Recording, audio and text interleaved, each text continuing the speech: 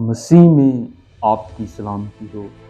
زبور 43 کی تلاوت۔ اے خدا میرا انصاف کر اور بے دین قوم کے مقابلہ میں میری وکالت کر، اور دغاباز اور بے انصاف آدمی سے مجھے چھڑا، کیونکہ تو ہی میری قوت کا خدا ہے۔ تو نے کیوں مجھے ترک کر دیا؟ میں دشمن کے ظلم کے سبب سے کیوں ماتم کرتا پھرتا ہوں؟ اپنے نور اور اپنی سچائی کو بھیج، وہی میری رہبری کریں، وہی مجھ کو تیرے کوئے مقدس اور تیرے مسکنوں تک پہنچائیں۔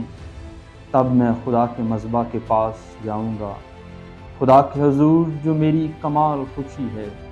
اے خدا میرے خدا، میں ستار بجا کر تیری ستائش کروں گا۔